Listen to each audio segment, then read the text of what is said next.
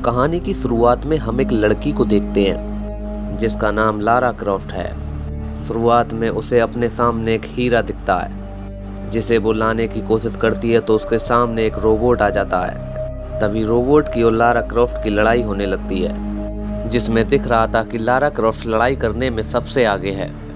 वो अपनी दोनों गनों के द्वारा बार बार रोबोट को धोखा दे रही थी, लेकिन रोबोट कुछ इस तरह से प्रोग्राम किया गया था कि वो भी लारा क्रॉफ्ट को बार बार धोखा दे रहा था।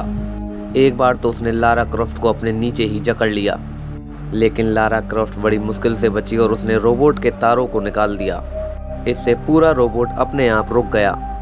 तभी लारा उसके अंदर से अपने आप को मारने की कमांड निकाल देती है और नाचने की कमांड को डाल देती है। तभी कहानी में पता चलता है कि वो रोबोट लारा की लड़ाई को चेक करने के लिए था और उस रोबोट को लारा के यहाँ काम कर रहे उसके दोस्त ने ही प्रोग्राम किया था। लारा बहुत निडर और साहसी लड़की थी। उसके अंकल भी उसे बार बार ध्यान से रहने के लिए कहते थे।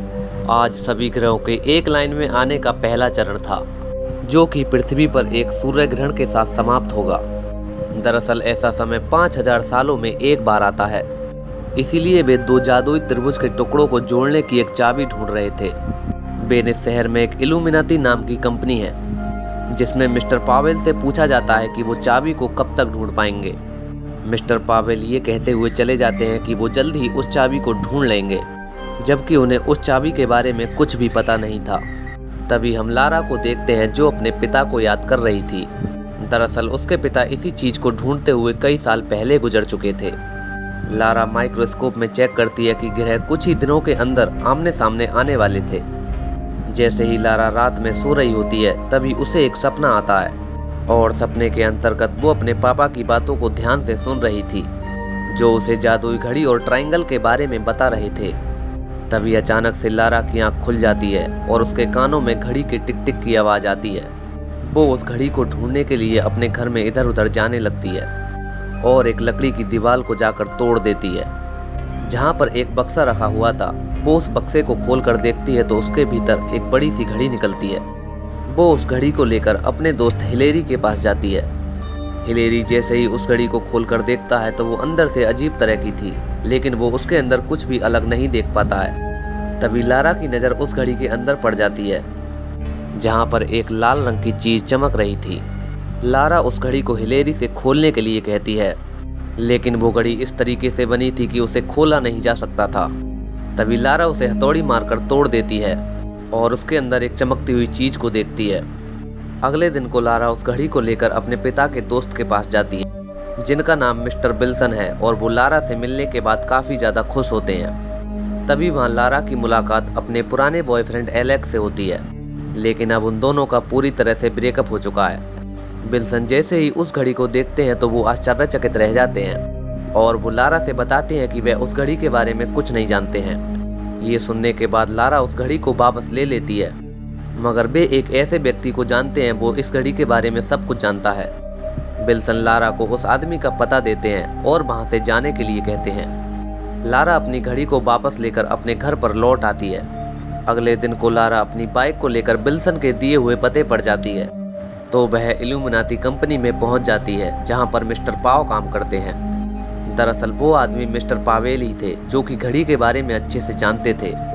अंदर जाकर लारा मिस्टर पावेल से मिलती है। तभी मिस्टर पावेल लारा से वो घड़ी दिखाने के लिए कहते हैं, लेकिन लारा उस घड़ी को दिखाने की बजाय उस घड़ी के फोटो उन्हें दिखा देती है, क्योंकि लारा जानती थी कि मिस्टर पावेल कभी भी उसके साथ गद्दारी कर सकता है। मिस्टर पावेल जैसे ही उस घड़ी के फोटो को देखते हैं तो वे समझ जाते हैं कि ये ही उन दोनों त्रिभुजों के बीच की चाबी है। लारा घर लौटने के बाद अपने दोस्तों को बताती है कि मिस्टर पावेल एक झूठा और मक्कार आदमी है, वो हमें कभी भी धोखा दे सकता है। उसी रात को लारा अपने घर प्रैक्टिस कर रही होती है। तभी उसके घर के अंदर बहुत सारे लोग अपनी अपनी बंदूकें लेकर आते हैं जो कि मिस्टर पावेल के आदमी थे। दरअसल वो उस घड़ी को ही चुराने के लिए आए थे। लारा जैसे ही उन्हें देखती है तो उनसे फाइट करने लगती है। वो उन सभी को एक एक करके इधर उधर फेंकने लगती है। लारा अकेली ही उन सब पर बहुत भारी पड़ रही थी। वो उन्हीं की बंदूकें छीन लेती और उन्हीं को मार रही थी। हिलेरी उन्हें मारने के लिए अपने रोबोट को स्टार्ट करने की कोशिश करता है, लेकिन रोबोट स्टार्ट नहीं होता है। लारा ने उस घड़ी को बहुत मजबूत शीशे के अंदर रखा हुआ था जो कि कई सारी गोली लगने के बाद भी नहीं टूट रहा था। लेकिन तभी मिस्टर पावेल के लोग उस शीशे को तोड़ देते हैं और शीशा टूटते ही अंदर से जाल आ जाता है, जिसे वो अपनी गैस किट के द्वारा काटने लगते हैं। लारा हिलेरी की मदद से उन सभी को रोकने की बहुत कोशिश करती है और उनके कई सारे आदमियों को मार भी देती है, लेकिन आदमी संख्या में बहुत ज़्यादा थे।